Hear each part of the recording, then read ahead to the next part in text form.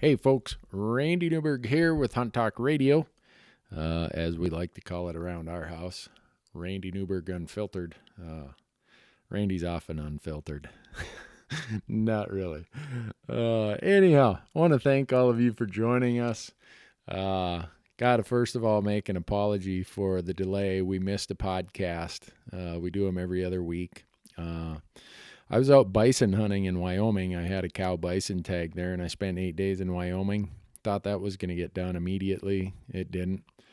Came home for 1 day, then headed off to SHOT Show in Vegas for a week, and just got home. And in the interim, what we've been doing is, many of you know that our podcast originally was produced by 0.0, the great folks who do the Meat Eater podcast.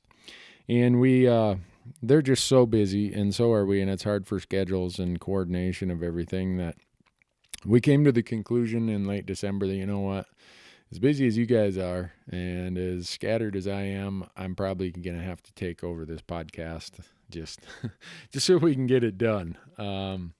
And I'm really grateful for them and all the work they did to help us get to this point, and we'll continue to collaborate on some things with them.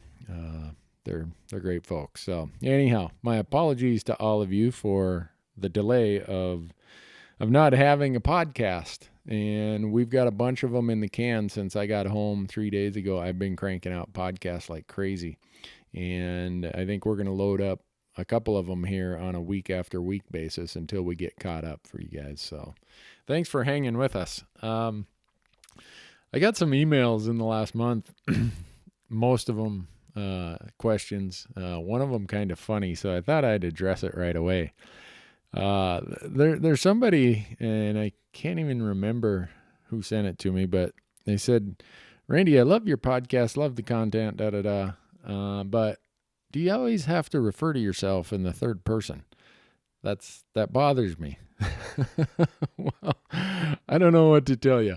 I come from a long line of storytellers, and I've taken 2 years of business and professional speaking. I've talked to people in the communications world about the use of third person, and it's not a problem.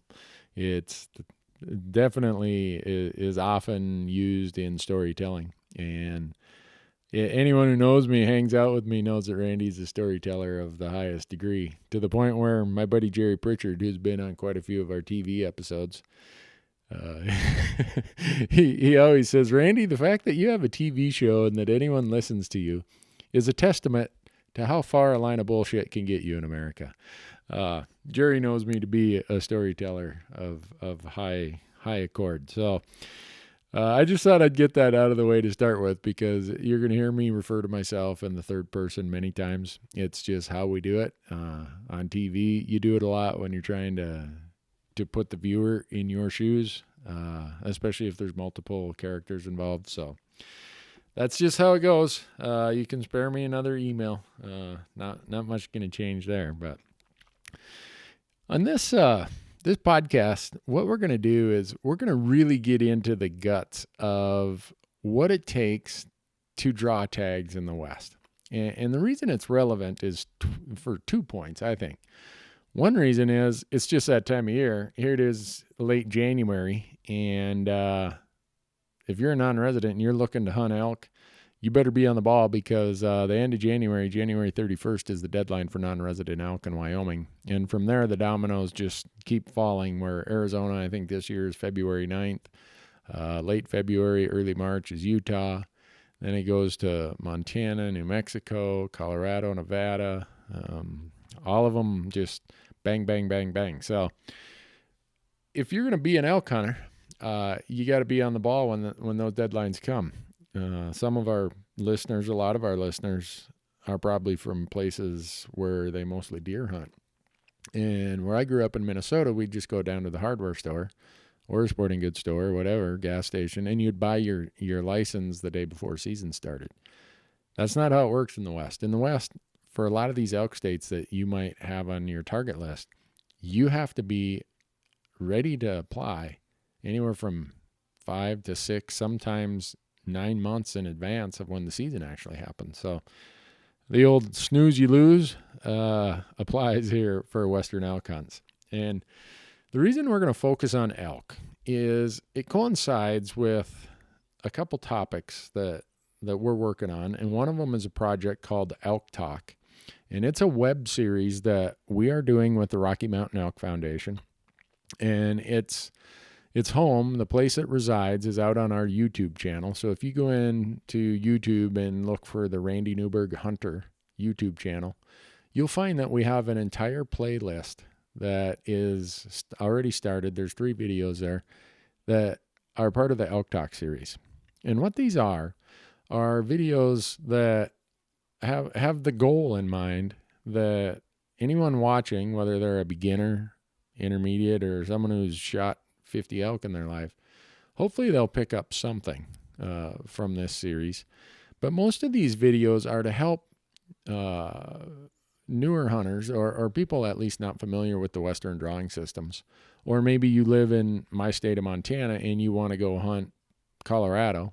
You're not familiar with Colorado, so you need someplace to get that information. And that's what this series is designed is. First, we're going to start with how all the tag drawings work. We're going to talk about preference points versus bonus points. Then we're going to get into each state, starting with Wyoming, Arizona, Utah, on down the line in chronological order of how they do their drawings.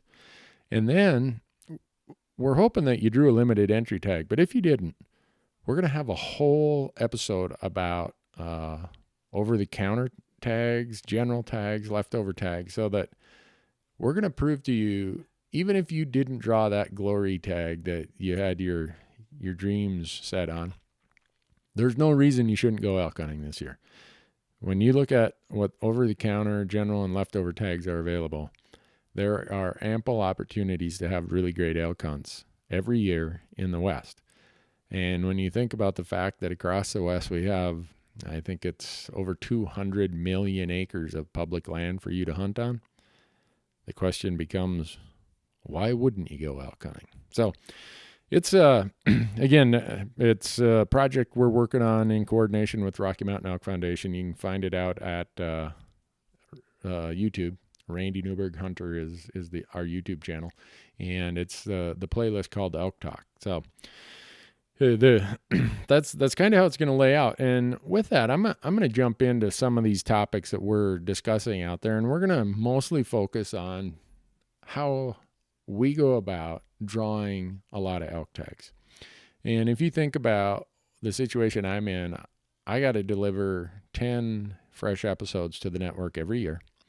And to do that, I got to have at least 10 to 12, hopefully a few more than that, tags every year.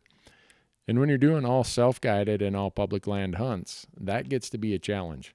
This time of year in the winter, I can assure you that my second job is researching maps, draw odds, units, trying to find that overlooked gem, anything I can in every one of these Western elk states. And as a result of that, I've made some really dumb mistakes along the way. And I've also learned a lot along the way. And I was starting to do this Western multi-state hunting gig long before I started the TV show. I started the TV show in 2008. I think I first started applying in multiple states in 1995. So what does that mean? I'm 21 years into this. So hopefully none of you feel that you got to repeat some of the dumb things Randy's done. And these rules are changing every year. It's just how it works, when you got legislatures and you got agencies and commissions involved, things are not going to stay the same forever. So helpful to stay on top of it. If you go out to our Hunt Talk website, there's an entire section of the forum called Tags and Applications, where this time of year it gets a lot of traffic. A lot of guys are asking questions, providing advice and input, and it's very similar to the topics we cover in the ELK TALK video series, and very similar to what we're going to talk about today. So I'm going to get right into it. I kind of take for granted, and I think a lot of other people take for granted, the elaborate point schemes that a lot of these states use. in the very first ELK TALK video, it's about preference points and bonus point schemes. And a lot of people think they're the same thing, and they're really not. And I'm going to explain to you what the difference is and what each state uses as their point system. And all of the point systems are kind of predicated on the idea that we're going to reward those unsuccessful people who have been loyal in applying in our state. We're going to reward them with a point for every year they're unsuccessful. And as a result, hopefully they will increase their odds of someday drawing the tag. And so the easiest one to think about is a bonus point system. And a bonus point system, the reason it's easy to think about is it's like a raffle. The more raffle tags you buy and the more times you have your name in the hat, the greater the odds are that your number's going to get pulled and you're going to win the raffle prize. So some states, that's what they have. They have a bonus point system where you may not be guaranteed a tag. And I'll use an example. Let's say you have 10 points, I have 2 points. That year in the drawing, I'm going to get 2 extra raffle tickets, if you want to call it that, because I have 2 bonus points. So I'm assigned 3 random numbers, which are my 2 bonus points plus my current year application. You have 10 bonus points, so you get 10 extra raffle tickets, and you have your current year application, so that gets you up to 11. So you've got 11 random numbers assigned to you. I've got 3. I may still draw the tag we're competing for, but the odds are you're going to draw it before I will. Not a guarantee, but the odds are. So that's really the simple way of how a bonus point system works. Then you switch over to a preference point system, and a preference point system is he with the most points gets the tag. It's just how it works. I'm going to use the same example as I just did. You have 10 bonus points, I have 2, or 10 preference points, and I have 2 preference points. We apply in Colorado, and there's only 1 non-resident tag in the unit we apply for. Well, since you have 10 points and I only have 2, you're going to get the tag because you have the highest point total. You would get that tag before someone with 9 points got it. You'd get it before someone with 8 points, before 7 on down the line. So preference point systems is the guy with the most points gets the tag. And in some instances, let's say there were 5 non-resident tags in that district, and you had 10 points and you were the highest. So you get the first tag. And then there's 3 guys that have 9 points. So of the remaining 4 tags that were left after you got your tag, 3 of them go to the guys with 9 points. So now there's 1 tag left. And there's 5 guys who have 8 points. Well, those 5 guys with 8 points, one of them's going to get that last remaining tag. The other 4 will not. And nobody at 7 points or below will get the tag. So that's how a preference point system works. And just going through the states, and I'm going to start north to south. Montana uses a bonus point system. Idaho does not have a point system. And I'll get to why that's kind of interesting. Wyoming has a preference point system. Colorado has a preference point system. Utah has they call it a bonus point system, but they've got a blended system that half of the tags go into a drawing that's based on points and the other half go into a drawing that's not based on points. Nevada has a bonus point system. Arizona has a bonus point system. And like Idaho, New Mexico is like Idaho. It does not have a bonus point system or a preference point system. So we have 2 states that do not have point systems. And if you're applying, that might be something you think about if you're new to this point game, because if I've applied in Idaho for 20 years, you have the same odds that I do putting in the Idaho draw this year because they have no point system of any way, shape, or form. So it really doesn't matter how long you've been applying or not applying. It's we all have the same footing. And I can tell right now some of you from Oregon and Washington are saying, hey, wait a second, why didn't he include Oregon and Washington? I'm focusing on the states that host the most non-resident elk hunters. And there is some non-resident elk hunting that goes on in Oregon and Washington, but the percentage of your license sales that are non-residents are very small. So I apologize that I'm not, I don't apply there personally, and I'm not gonna be able to get into that. So that's really the first thing you need to know about how these Western things work. You need to know the difference between a preference point system and a bonus point system. And once you do that, it gets a lot easier to understand how these systems work, why these states do what they do, and also understand the best way to improve the likelihood of you drawing a tag. And when it's all said and done, that's what we really want. I mean, right? We don't want a tag. So I'm going to take a drink here before I go on to the next part. So the very first state on the list is Wyoming. And we already have the Wyoming ELK TALK video up there. And there's a very good visual in that that segment, that Wyoming episode, that explains how Wyoming works. And I'm going to try to do it without having the visual, but it's hard to visualize. So bear with me on this. About 10 years ago or so, Wyoming decided that they want to give better odds to people who are willing to pay more money. So both for elk, deer, antelope, all those species, they said, all right, we're going to, of our non-resident pool of tags, we're going to take 60% of those tags and we're going to keep them in what's called the regular draw, or the lower price draw. But we're going to take 40% of all of our non-resident tags and we're going to put them over in a special draw. And on the elk side, I think the price to participate in the special draw is $480 extra, close to $500 more. And the idea being that, you know, supply, demand, price point, all that there's going to be fewer people wanting to pay that larger fee, so the odds will be better over in the special draw. And here's how it works in Wyoming. And I'm just going to use we're going to look at the 60% of the tags that go into the regular draw. So because of math is easy when you use 100, I'm going to assume that there's 100 non-resident tags for this unit, that whatever unit we're going to use as an example. And that would be a very high number of tags, but that's the number I'm going to use. So if there were 100 total tags for this unit, going back to what I just said, 60 of those, or 60% of them, are going into the lower price regular draw. 40% of them are going into the higher priced special draw.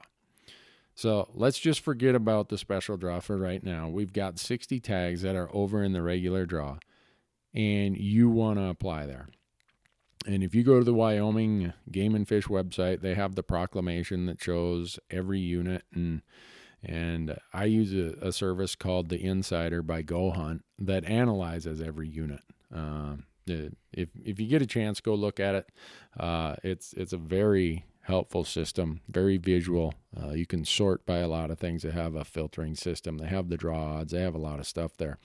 But the reason I bring that up is you have to know what unit you want to apply for, obviously.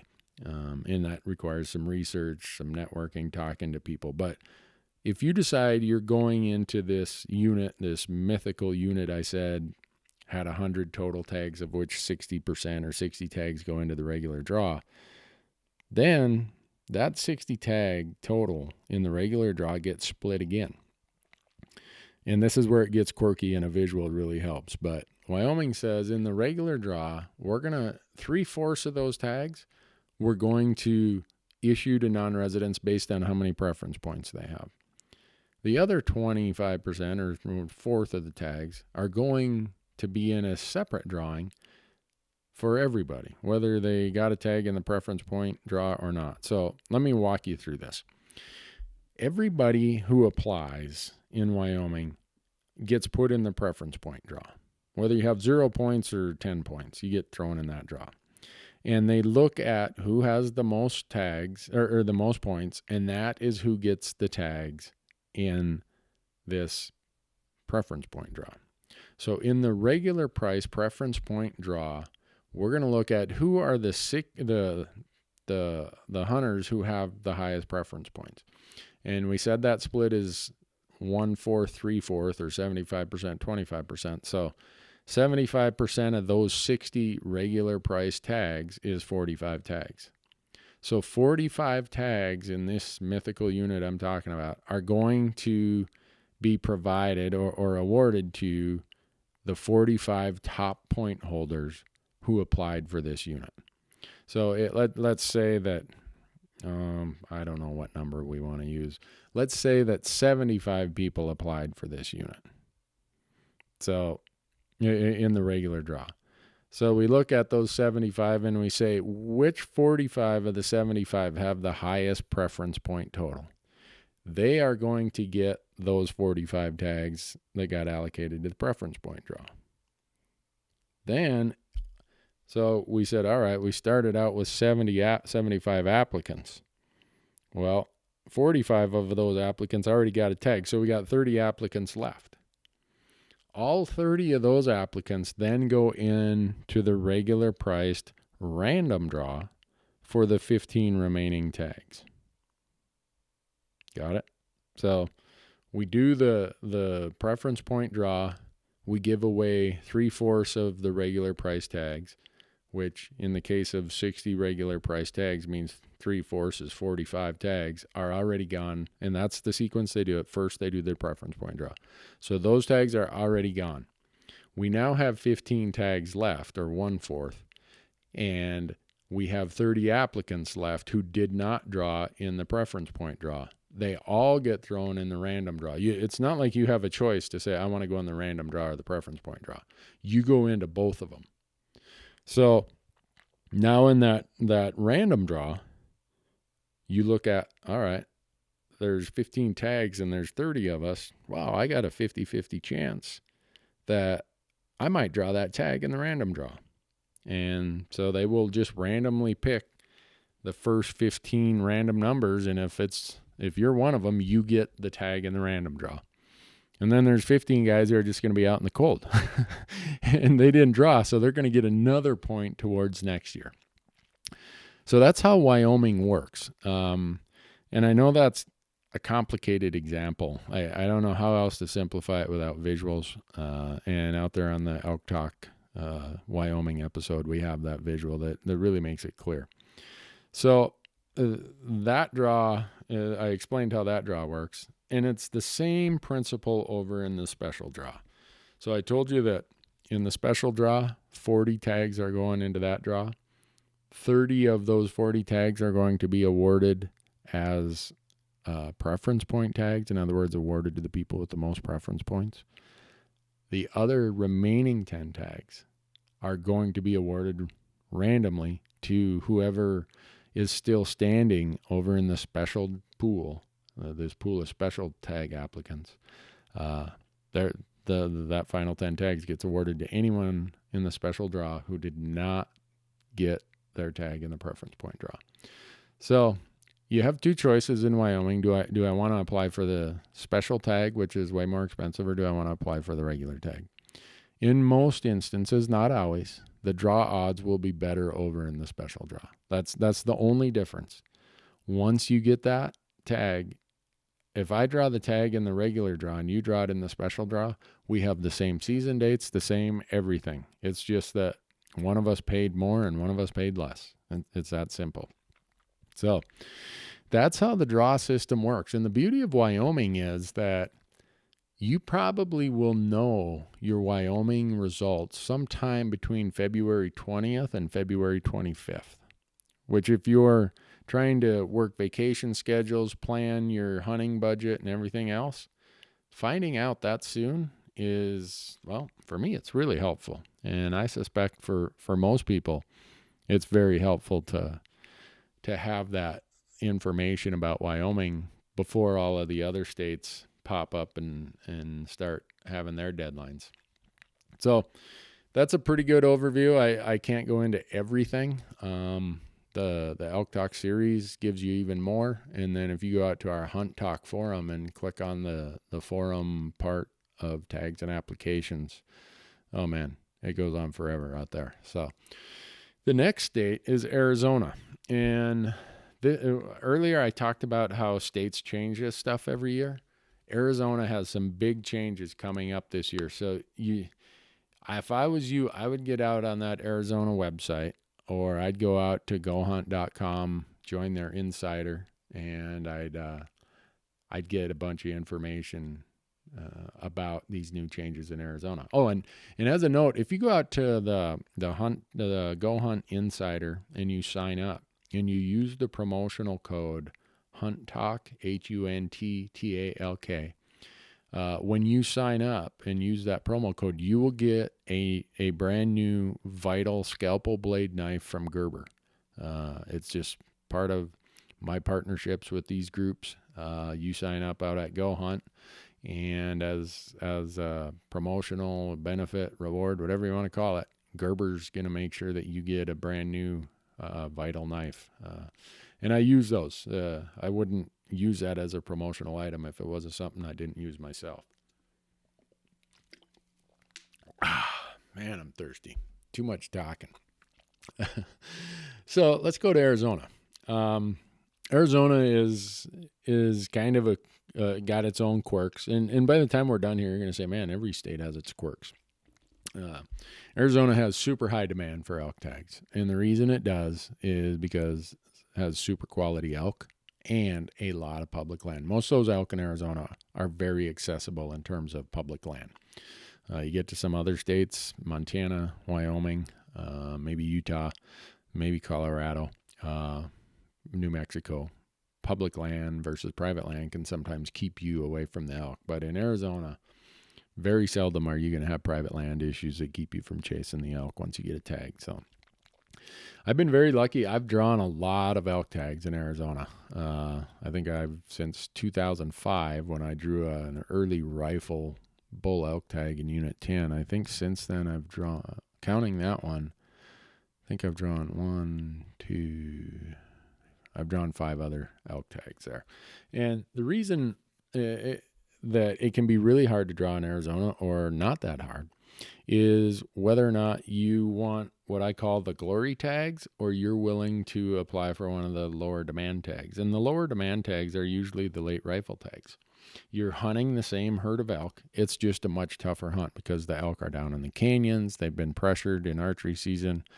You know, they know that they're being chased. Plus, they're not bugling, so it's a lot harder to find them. So, if you want a super hunt, the archery, muzzleloader, and early rifle tags in Arizona are as good as it gets. But if you just like to go elk hunting like I do, maybe think about one of the late season hunts. And before I get into more depth about the drawing system, I'd be remiss if I didn't talk about some other tags. In Arizona, non-residents are granted up to 10% of the tags in any unit. Doesn't mean we're guaranteed 10%, but we can get up to 10% of the tags. And there's an exception to that. If you look down your regulations lower, there's hunts called limited opportunity hunts. And these are hunts in areas where Arizona is trying to keep the elk numbers lower. So they hunt them pretty hard. They give away a lot of tags. And in those limited opportunity hunts, as they're called in the regulations, non-residents are not subject to the 10% threshold. So in those hunts, we have the same drawing odds as the residents do. So with that, I'm gonna get into Arizona, and what I'm gonna tell you changes is a change this year. So Arizona has split their draw into 2 pieces, just like Wyoming has. And Arizona has a draw that they call the bonus pass. I don't know why they call it that name, but that's the name they call it. And it's the first draw they do. And they take 20% of the tags in every unit for every hunt code in their regulations, and they go in this bonus pass draw. And how it works is those 20% of tags of that pool of tags are awarded not on a true bonus point system. I said that Arizona uses a bonus point system, but for this 20%, they actually treat your bonus points as preference points. So I don't know why it's got to be this complicated, but it is. So Arizona says, and let's just use an example. All right. Arizona says in Unit 10, a highly coveted unit in Arizona, there will be 500 tags issued in this hunt. So 20% of those 500 or 100 tags are going to be pulled from the pool of tags, and they're going to do the very first draw with those 100 tags. They're going to look at everybody, residents and non-residents alike, and say, who are the applicants who have applied for this hunt code that have the highest point total?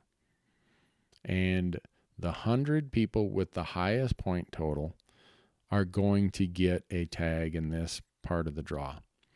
And it was Arizona's way of trying to funnel some of the really high point holders through the system faster than what a true bonus point system would do. So they do that, and there's a little restriction in there. And the restriction is that if you're a non-resident, only half of the non-resident quota, or half of the 10%, can be distributed or allocated to hunters, to non-resident hunters, in this bonus pass. So in my example, I said Unit 10 has 500 tags. 100 of them are going in this draw. Well, we know that if Unit 10 has 500 tags, non-residents cannot get any more than 50 of that total tags. And they've set another threshold that says in this bonus draw, no more than half of that non-resident quota, or half of the 50, which would be 25. No more than 25 tags can go to non-residents in the first pass, that they call the bonus pass.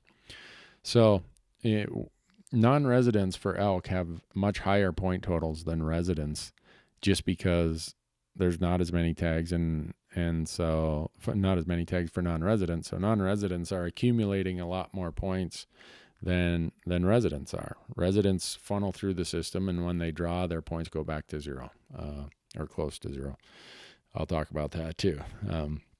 But so in my example, just to summarize, again, in this bonus pass, we take 500, a unit with 500 tags, 100 of them go in the bonus pass, and those go to the people with the highest point totals.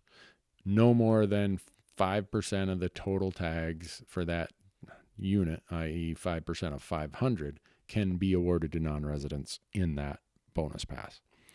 So now, after that process, everybody who didn't draw a tag in the bonus pass goes into what they call the 1-2 pass.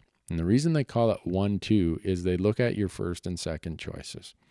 Arizona gives you 5 choices, but they only look at your first and second choice before going on to the next guy. And once they've looked at all the first and second choices, then they'll come back and look at the third, fourth, and fifth choices. The reality is, if you're a non-resident, you only need to worry about the first and second choice, because there are never any leftover tags for non-residents beyond what goes out in the first and second choices. So we're going to stick to our example in Unit 10. They've got 400 remaining tags that they are going to issue in a complete true bonus point system. And back to my comment of, if you have 10 points, I have 2, you have way more random numbers assigned to you than I do. So the odds are your lowest random number is going to be the probability is your lowest random number is going to be lower than my lowest random number. So everyone's assigned these random numbers based on bonus points, and then they pull your lowest random number and say, that's the number you get to use in the draw. And then they start looking at, all right, who are the lowest random numbers? And starting at the lowest one, they just start allocating these other 400 tags.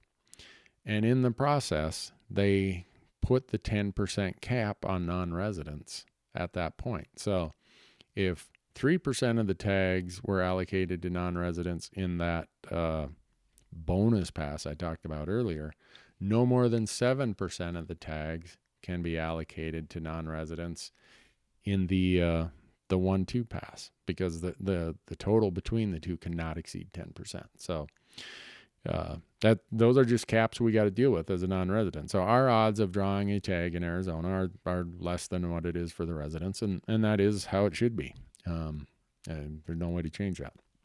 So that's how Arizona works. And Arizona gives you points for things that no other state will do. In Arizona, if you apply 5 years in a row and continue to keep applying, you get what's called a loyalty point. And as long as you never have a break in your application, that loyalty point stays there. So I drew Arizona 2 years ago. I had a loyalty point. Even though they reset my points to 0, they restore your loyalty point. And then I also went down and did another thing. I took the non-resident hunter education class in Arizona. So you get a permanent point for that. So even though I drew in 2013, my point totals, actually I drew in 2014, I'm sorry. My point totals went to 0, but I have these kind of extra jokers, if you want to call it that, in playing cards. So instantly I've got 2 points. And then I didn't draw last year, so now I've got a 3rd point. So there's some ways that you can improve your odds in Arizona. One is to be loyal to the system and continue to pay and apply. You'll keep your loyalty point. And also if you're down that way and you want to take the hunter ed class while you're down there, that's another way to get a permanent bonus point in Arizona. The other thing about Arizona is you have to buy a non-resident hunting license even to apply. And I think our non-resident hunting license down there, don't quote me exactly on this, I think it's about $140. And then there's a $15 application fee. So by the time you're all done, Arizona gets some non-refundable money out of you, but well worth the draw. It's just a really, really good state to be able to hunt. So, and now from Arizona, next on the schedule, I believe, is Utah. And I'm going to talk about Utah. I'm sitting on the sidelines in Utah because if you draw an elk tag, you have to sit on the sidelines for 5 years. And in 2014, I drew an archery elk tag in Utah.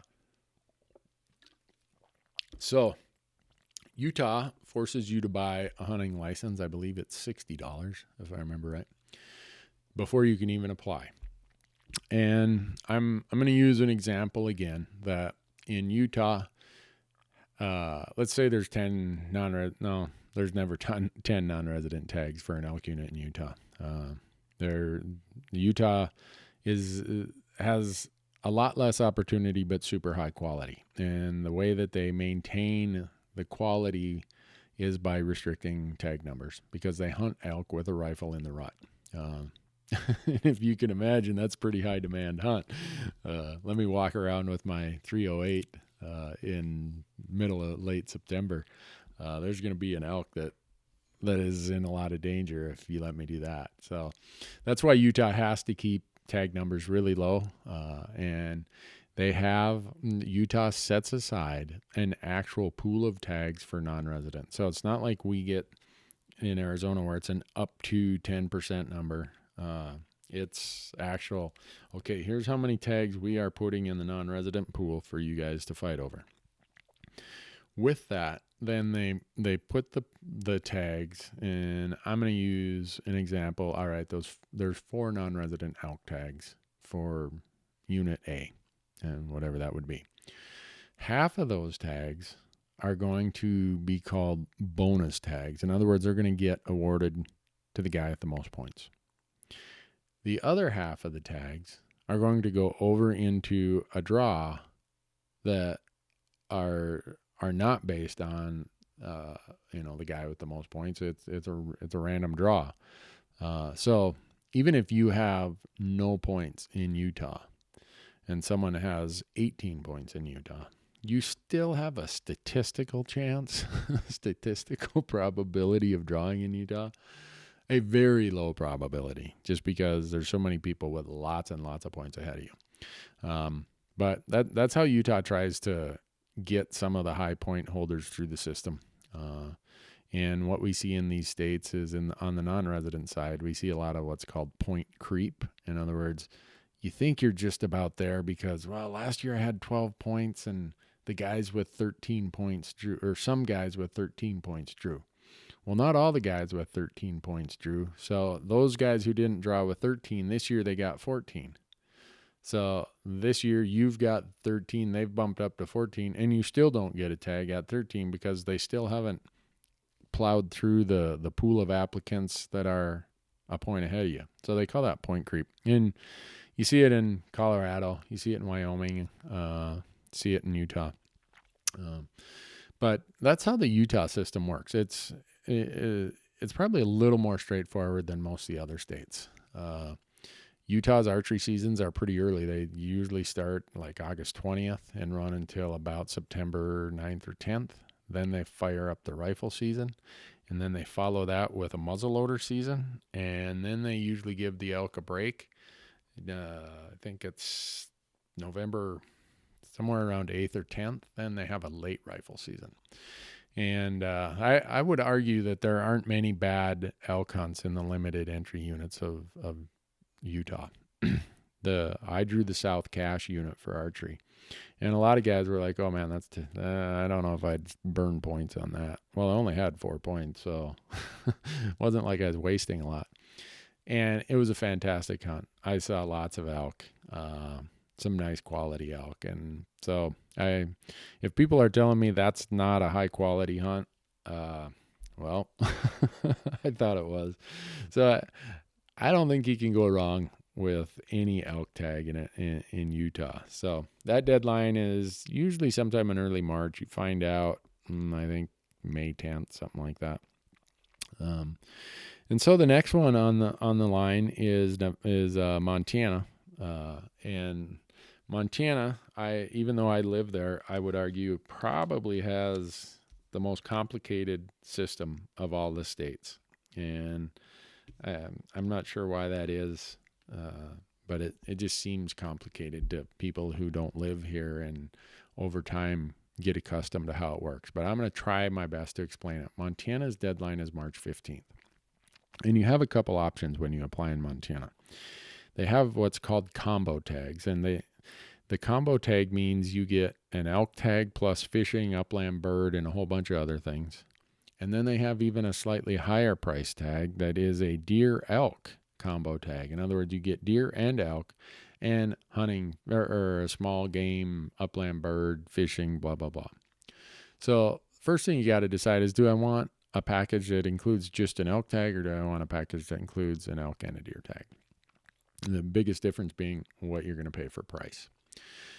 Montana has a lot of limited entry units in central Montana and in eastern Montana, and there are some tremendous elk there. If you look at the Boone and Crockett record book for the last 10 years, Montana is number 2 in record book entries, I believe, behind Utah, then followed by Arizona, then Wyoming. But we shoot some whopper bulls here in Montana, and a lot of those are on general units, so don't discount that. But the idea of how Montana does it is they say, all right, if you're a non-resident, by March 15th, if you want to be in our limited entry drawings and maybe get one of the limited entry tags, as a non-resident, we're going to restrict you to, like Arizona does, it's up to 10%. So let's say you want to hunt the Missouri River breaks. Montana gives away 100 bull tags, let's say, for the Missouri breaks. You apply that, you and other non-residents are never going to get more than 10 of those 100 tags. It's just a cap that exists. So then Montana has a true bonus point system where we're going to, kind of my example from earlier. But in a lot of the Montana hunts, one of the things that you want to think about is we took a page from the book of Nevada, and we started squaring bonus points for most of our hunts, most of our limited entry hunts. And how that works is, let's use my example earlier where I have 2 points, you have 10. So they say, all right, Randy, you've got 2 points, square that's 4. You get 4 random numbers. The other person, you've got 10, let's square that's 100. So you get 100, and you get one more for your current application. So you get 101. I get 2 times 2, which is 4, plus my current application. So I only get 5. So you can see in Montana the way we've kind of altered the system with squaring bonus points. It really tilts the table towards the people with a lot of points. And so Montana goes through the draw. Again, they look at if you've got 101 random numbers, the odds are your lowest random number is going to be far lower than mine if I only have 5 random numbers assigned to me. And they do the whole draw and start plucking away at the lowest random number and awarding the tags. And once they hit the non-resident quota for that unit, no more non-residents can draw. And the residents then are the ones fighting over the remaining tags. It's just, it's the way it is. And then here's where Montana gets complicated. So let's assume that you didn't draw one of the limited entry tags. You still are awarded a general Montana elk tag, most likely. We've not sold out those general elk tags since, I believe, 2010. And that general elk tag comes to you, and you can hunt most of the western part of the state, most of southwest Montana on that tag for both archery and rifle. It's actually a great tag, especially if you're an archery hunter. One of the dynamics in the West, and not just specific to Montana, but maybe a little more amplified in Montana, is our valleys are private, our high country is public. In the rut in September in archery season, those big elk that are down on the private later in the season are up on the public in the archery season. So I would argue that if you're going to shoot a big bull in Montana on public land, your odds of running into that big bull on public land are way better in archery season. Because what happens when our rifle season starts in late October or runs through November, our elk get pushed down due to hunting pressure and weather, get pushed down into the valleys, which are primarily private land and primarily off limits to hunters. So it's just weird how Montana does it. I mean, you have to apply for the general tag, general elk tag, to even be considered for the limited entry tags. If you draw your limited entry tag, good for you. If you don't draw your limited entry tag, you're going to be issued a general tag. So, and I'm sure I'm missing some quirks here, but if you go out to the ELK TALK series, we'll have even more detail than this. But so then the next one on the list that I'm going to talk about is New Mexico. New Mexico, you have to buy a refundable $65 license. So you check the box. It says, if I don't draw, refund me my license money. And when you do that, they give you 3 choices. They don't have any point system whatsoever. So you get to pick choice 1, 2, and 3, and they look at all 3 of your choices before they go on to the next person. So again, if I've been applying in New Mexico since 1995, but you just start this year, we've got the same, if we put in for the same units, we've got the same exact probability of drawing. Just going to be the luck of assignment and luck of the draw of which of us got the lowest random number. And it's interesting in that New Mexico looks at all 3 of your choices before going to the next guy. So as a strategy standpoint, what I do, I swing for the fences on choices 1 and 2, and then choice 3. Oh, well, what the heck? I want to improve my odds. I love elk hunting, so I'll put in as my third choice to be something that has much, much better odds of drawing, even though it's probably not as maybe the quality isn't as good, or there's just some public land issues there, private land issues that are hard to access, so people aren't attracted to it. And that's... I'm an advocate of these these states without point systems. Even though I totaled up all the points I have and all the points my son has, and we've got over 400 points for different species in different states. And in some of these states, I'm towards the top of the heap. And I would give up all of those points in every state if they would get rid of point systems. Just because, one, they're always tweaking and changing the point system. So what you think you were buying when you bought the points ends up maybe not being what you bought 5 years later, because they slant the table one way or the other. It discourages new hunters. If I've got 20 sheep points and they square my points, my odds compared to the new sheep hunter, it's really not. I don't think it's helpful to getting people interested in hunting. And also, does it really help to square bonus points? I'll use the example of Montana. There's about 20,000 of us that have maximum points in Montana for sheep. When you're squaring bonus points, and just about all of us have maximum points, does that really make a difference? We all end up with 20 points squared. Okay, we all got 400 random numbers assigned to us.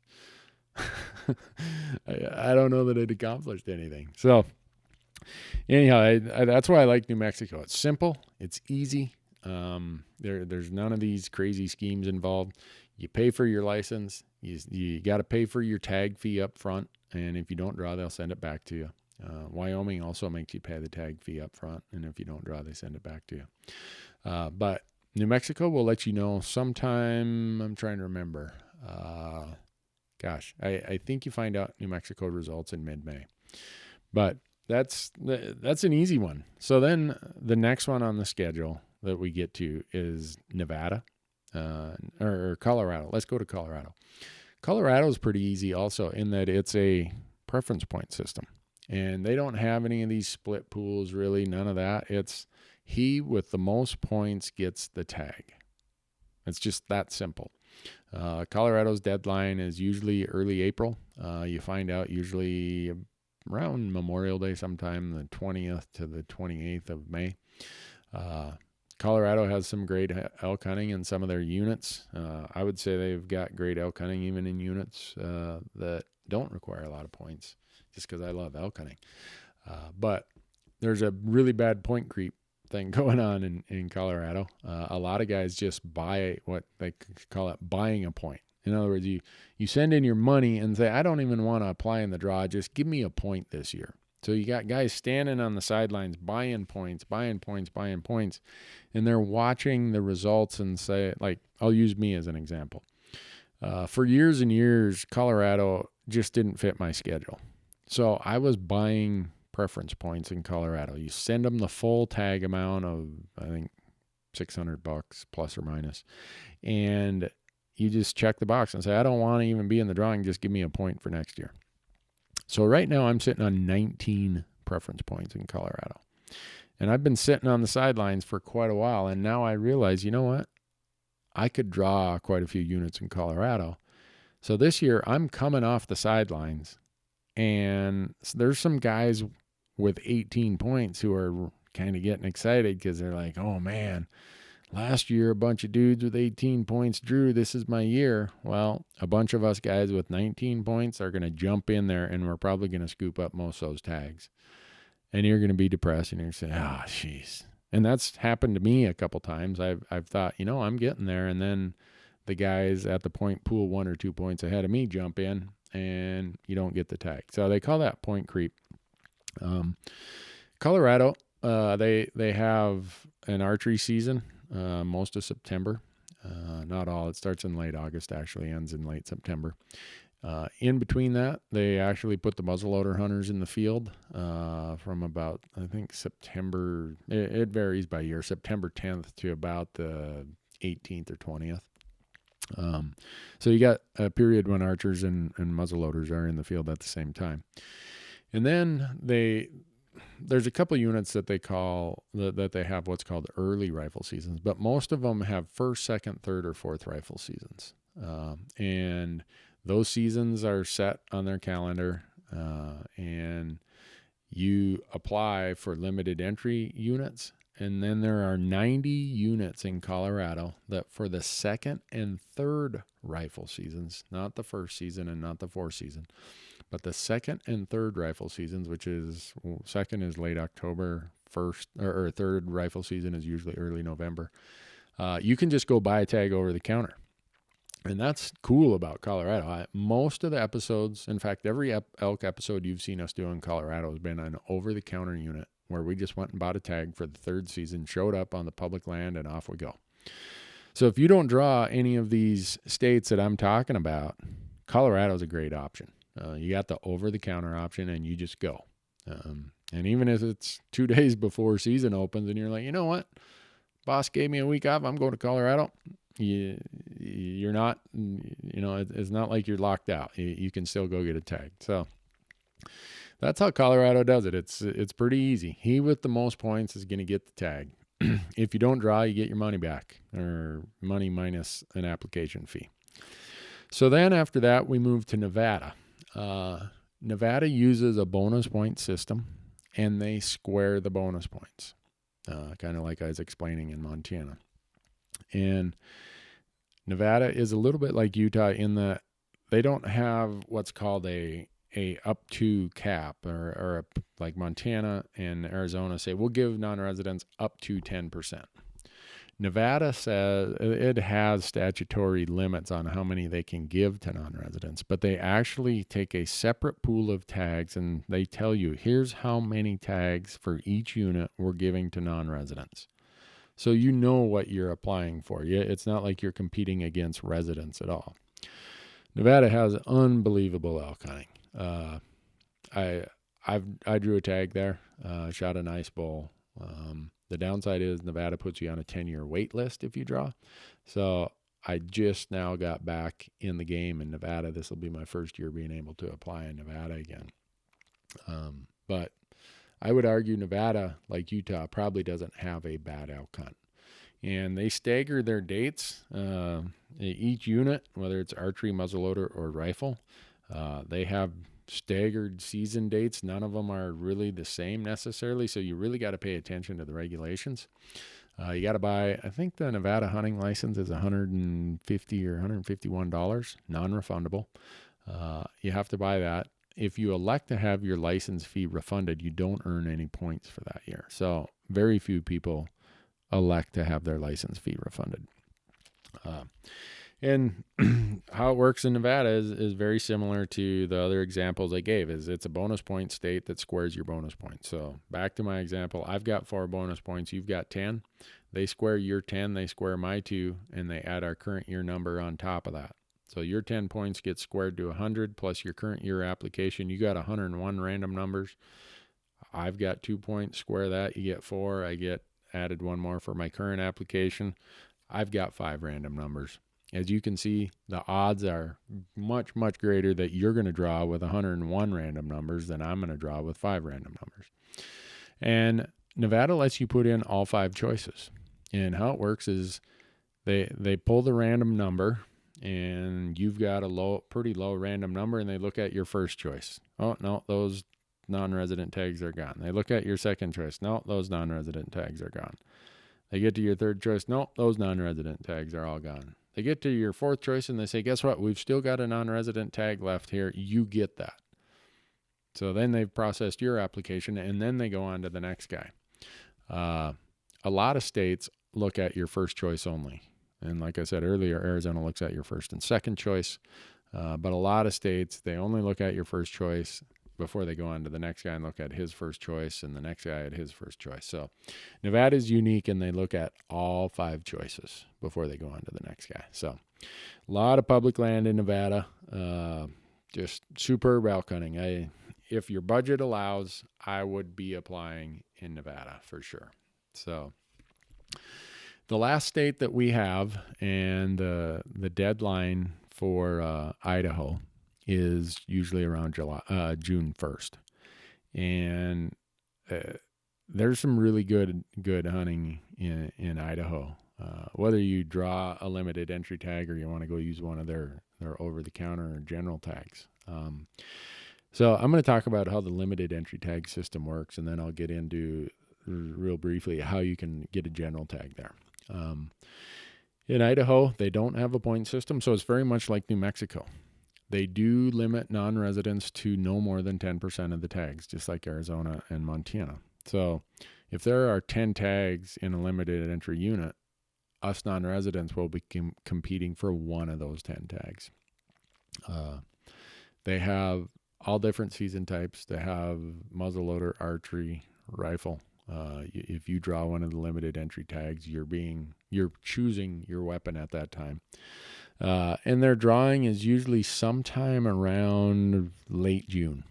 You'll find out June 20th through the 25th. You have to buy, I think the non-resident hunting license in Idaho is $140, so you have to buy that to even apply for the limited entry tags. Just the cost of admission. So that's how they do it, and you kind of want to you want to think your strategy out in Idaho. It's not like New Mexico where I was explaining, okay, my first two choices I put in for something really difficult, and then my third choice I put in for something easier. In Idaho, there aren't going to be any non-resident tags left over as a second or third choice. So just focus on your first choice. Decide if you want to just shoot for the stars and maybe get one of those glory tags, or do you want to do something that will get you an opportunity to hunt. Once you've already bought your hunting license, the good part about Idaho is they have a lot of what I'm going to call them over-the-counter tags. And in Idaho, most of them you can buy for zones is kind of how it works. Is they have the Clearwater zone, they have the Tex Creek, Diamond Creek. They have, and if you look at their maps on their regulations, you'll see you're buying a tag kind of for a zone of Idaho. There's a lot of really nice bulls killed on those general tags in Idaho, especially in archery season. Everyone thinks the wolves ate all the elk in Idaho, and there's no doubt wolves have made a difference. But the secret a lot of the Idaho guys don't want you to know is that the wolves didn't eat all of them, and there's some nice bulls running around. So that kind of wraps up chronologically how each of these states do it. I just got to walk through and make sure, okay, I did Nevada, Idaho, I did Wyoming, I did Colorado, I did Utah, I did Nevada, I did Arizona, I did New Mexico. Oh, yeah, got them all. So other states that do have non-resident elk hunting, like I said, Washington, Oregon, and you can even apply in Alaska for Roosevelt elk. I don't. I just look at the cost, and the draw odds are very, very slim. So the service that we use, like I said earlier, for a lot of this research is the Insider, and it's at goHunt.com. And again, if you use the coupon code HuntTalk, you're going to get a brand new a Gerber Vital knife, scalpel blade knife out of that. And it's been a very helpful resource for me. I've tried them all, and I've kind of gravitated towards their service just because of the depth of information it provides. So there's a few other quirks I want you to be aware of in plotting your strategy for this stuff. I'll start with the quirks of Montana. Montana, if you draw your tag in just about all instances, you will be able to hunt the rifle and the archery season. So our archery season in Montana is 6 weeks. You get a week off, and then we have 5 weeks of rifle. There are some of the limited entry archery tags. There are archery only tags that you can only archery hunt it. So look at that in the regulations, and just make sure you know what you're putting in for. But if you draw the general tag, and I would argue that the Montana general archery tag is the best general archery tag in the country. My Montana buddies are going to come over here and put knots on my head for saying that, but it's good. And that is the beauty of Montana, is if you don't score in rifles or in archery season, you can come back in rifle season. And additionally, that combo permit, while you're here, if you want to go bird hunting, duck hunting, fishing, whatever, it's pretty much all part of that package. And then we move on to Wyoming. And some of the quirks of Wyoming is that if you draw most units, not all, but most units, if you draw a type 1 tag, which is a bull tag, in most units, you can go in the month of September, from September 1st through the 30th, buy the archery stamp, and you can hunt in archery season. And if you don't fill your tag, then you can come back in rifle season. Montana and Wyoming are the best for that that purpose. If you say, well, I want to hedge my bet and be able to hunt both seasons or make 2 trips, those are the 2 states that they give you that option the best. Colorado, it's pretty much choose your weapon, whether you apply for an archery tag, a rifle tag, or a muzzleloader tag. Whatever tag you apply for, you're going to be you're going to be stuck with that hunt. And I shouldn't say stuck, because hey, it's an elk tag and you're hunting Colorado, right? What the heck's to be stuck with on that? Then I dropped down to New Mexico. Again, New Mexico, you're applying, you are choosing what weapon you want to hunt with at the time you apply.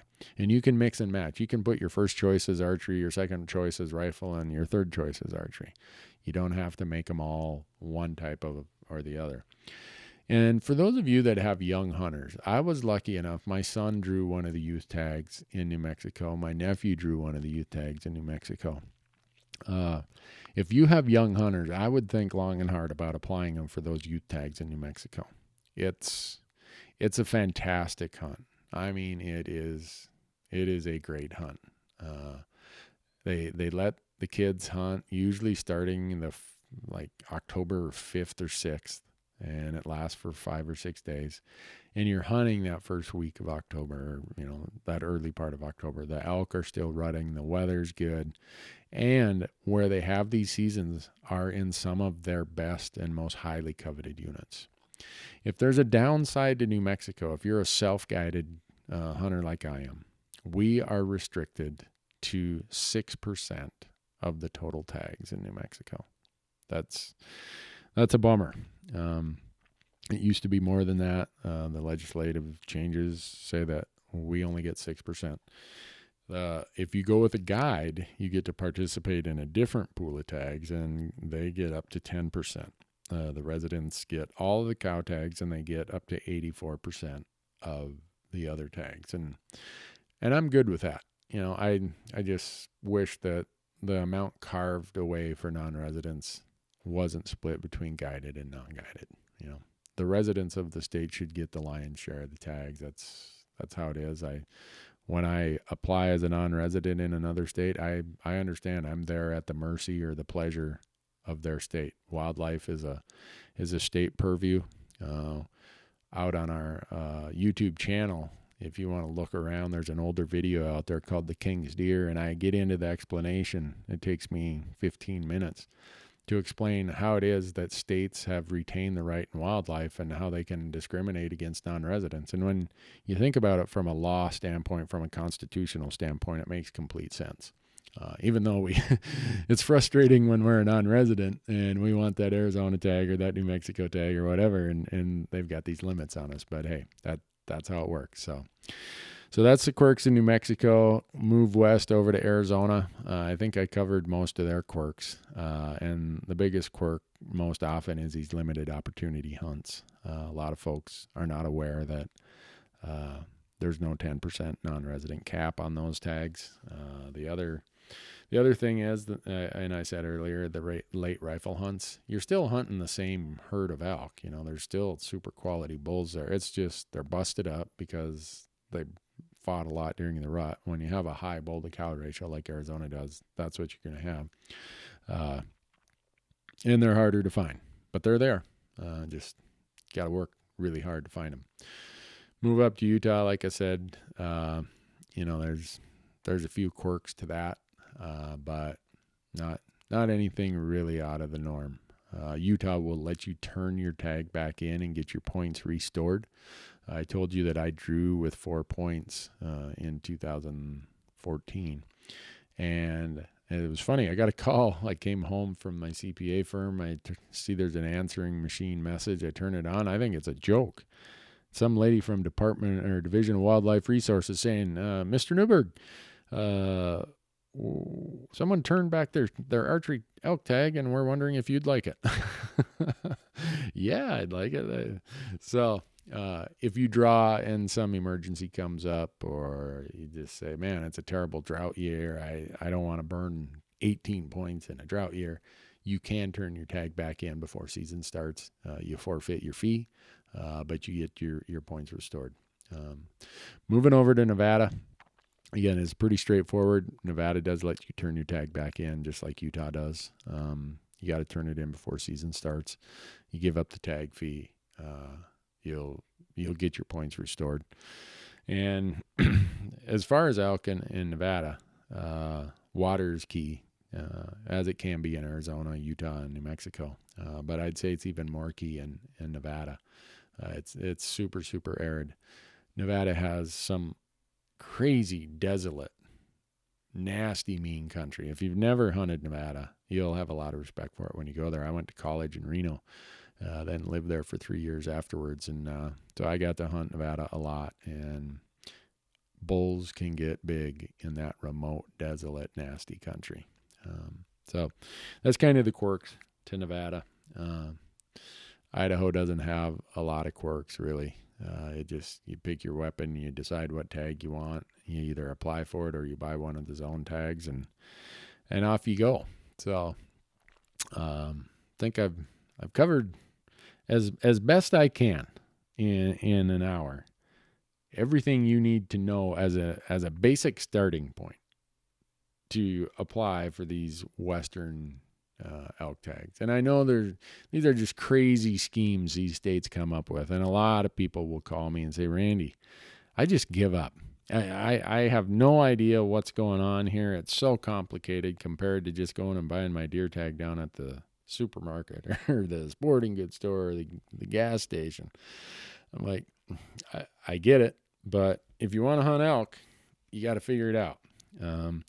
And the beauty of all these states that I've talked about is they all have millions and millions and millions of acres of public land. And they also have some state trust lands. And those state trust lands on your map are going to be the light blue pieces. The BLM is going to be the yellow. The Forest Service is going to be the green. If you're looking at a surface map, or you're looking at, for me, I use these map chips by Onyx Maps. The slickest thing you'll ever use. If you don't have an Onyx Maps chip and you're coming out hunting, and you can also get the app for your smartphone. That's another option if you don't want to use a GPS. But I would argue that small investment you make compared to what you have wrapped up in a tag, what you have wrapped up in everything else, well, it's just way, way more valuable than anything you can probably spend your money on. Don't buy a new rifle or a new bow. Don't buy this or that until you make sure you've got your Onyx map chips on your smartphone or on your GPS. But if we look at state lands and some of the quirks of that, in Montana, you can hunt state lands as part of what you pay for when you come out here. You pay a hunter access fee. And so those blue state trust lands, you can hunt those. Wyoming, you can hunt them, but you can't camp on them. Colorado, you can only hunt them if the Colorado Parks and Wildlife has leased the hunting rights to those blue state lands. And last I looked, there is not a lot of property, just because of budget, where Colorado Parks and Wildlife has been able to lease the hunting rights or hunting access on those blue state lands. All of the green and yellow stuff in every one of these states, the green being Forest Service, the yellow being BLM, you can hunt it. There might be travel restrictions. And if you read what I write, if you listen to me give seminars, I get as far away from roads and trails as I possibly can. And that's not a political statement on off-road travel or ATVs or anything like that. It is just, I've read all the surveys about where elk are in relation to human motorized travel. And every one of those surveys say elk want to be 1 to 2 miles away from roads and trails. So it's just where I hunt. So when I hunt Forest Service and I see a road that's gated, I instantly say, I'm going hunting back there. If I see a trail that's gated or restricted to bicycles, or a lot of them now are restricted to vehicles less than 50 inches wide, I look at those and say, you know what? I'm not going to have a lot of competition back there. The elk know it, and they're going to be there. So getting back again to the state land stuff, New Mexico, you can hunt the state lands, but you can't camp on them. That creates some problems in places because New Mexico has big blocks of state land. and there's nowhere to camp. But you just got to figure it out. Arizona, you can do anything you want on the state lands in Arizona. There's kind of like Montana. You can hunt it, you can camp it. Utah, same thing in most instances. And all of these state lands at times will allow a landowner, whether it's for, safety of buildings or some other reason, they can petition their state land board to have that. Usually their smaller parcels have those blocked off to public access. Nevada has very, very little state lands, hardly any. They were given a bunch when they entered the union at statehood. They're given about 2 million acres, and they disposed of most of that. So that's now private land that you need permission to hunt. So state land's really, you're not going to encounter much state land when you hunt in Nevada. Idaho, you can hunt and camp on state lands. And again, like I said, all of these states, the yellow BLM and the Green Forest Service, go have at it. Just do what you want to do. So with all of that, man, I can't believe we covered that much. We're going to do another podcast, not right away, but later on after the tag drawings are done, we're going to do another podcast where I talk about a lot of the things in the ELK TALK series, where we do our planning, we do our pre-scouting. I call it, desk scouting. Some people call it cyber scouting. A lot of things that we can do, even if we live 1,000 miles away, so that when we show up, we're ready. We've got a plan. We've got a strategy. We've looked at maps. We've looked at Google Earth. We've talked to as many people as we can. And when we get there, we're not wasting any time. We've at least got in mind anyhow, a good idea of what we want to do and how we're going to try to fill that tag. And then we're going to do another podcast later in the summer, and it's what I call the system. And it's the core of my seminars. The system, real briefly, we're doing an ebook on this that's hopefully going to be out this summer. And what it is I look at what are the primary needs of elk, what are the seasons we're hunting them, and once you think about those two things, needs and season, because the season of the year drives what their needs are, that tells you where you can go to find them, because they're going to be in certain locations to satisfy the needs they have during that season. So the 5 seasons that I always talk about are the early season, which is most of any time in August. Then I have the pre-rut, which is early September. Then I have peak rut, which usually starts from mid-September to, the first week, 15th, latest October 15th. Then you have post-rut, which is late October. And then you have the late season, which in the Randy Newberg elk calendar, it's anytime after November 1st. So you think about that, and it's not like they flip a page and say, oh, the calendar today says it's late season, I got to go somewhere else. This is obviously like all animals. They're moving in a fluid manner based on just the slow change of the season. But then I look at their basic needs. Their primary needs are not too much different than ours: food, water, security or survival / sanctuary. And then those 3 are always permanent basic needs. And then they have a seasonal need in late September and early October of breeding. So the reason I look at the season I'm hunting, so if I have a late season tag, I'm going to hunt in a different spot than I would if I had a peak rut tag. And that, when you think about it, it's pretty simple. The needs in the late season are to survive. It's strictly sanctuary. So you're not going to find a public land bull elk in late November in the same place you would find him in September, when his primary need forsakes all other needs is breeding. So that's, we're going to do a full podcast on that. It's what I use as my system. And the reason I had to develop that system is when we show up to film an episode, half the time these are places we've never been to. I have 5 days to go there. And I kind of joke, I say I need to figure it out the first day. Second day, I got to sort it out. And then I got 3 days to try to pack it out. And that's just the approach I have. When I show up, I can't count on luck or happenstance. I got to be dialed in. I have to eliminate everything that's a variable and try to get something on film, have an encounter or two, and then hopefully fill a tag. Doesn't always work, but since I started approaching it in that system-like manner, our success rates and our encounter rate has increased dramatically. So anyhow, I want to thank you for listening. I know that you probably get tired of the plugs of going out to our Hunt Talk forum, but I wouldn't plug it if I didn't feel it was such a valuable source of information. And I hope you'll go to our YouTube channel.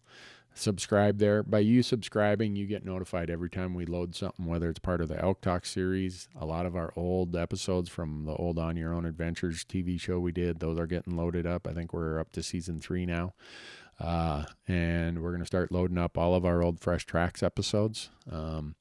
This summer, we're going to be shooting a bunch of really cool stuff about equipment, about why we hunt, about a whole lot of things. So that YouTube channel, great place to get in touch with us. Facebook, Randy Newberg Hunter is the Facebook page. The YouTube channel is Randy Newberg Hunter. Instagram, at Randy Newberg Hunter is the place to get a hold of me.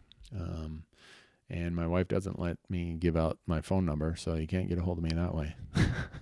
But no, I want to thank you all for listening. I apologize. Like I said, we missed a podcast episode, and that's on me. Just being busy and in the transition, wasn't able to get it. But we're gonna throw this one up as quick as we get it edited in the morning. It'll be up tomorrow afternoon, and then we're gonna crank out some of these other ones, get them up there, and we'll be back on schedule with Randy Newberg Unfiltered. So thanks for listening. I hope you draw an elk tag this year, and even more importantly, I hope you fill that elk tag this year. Appreciate all of your help, all your support, and best of luck in the field.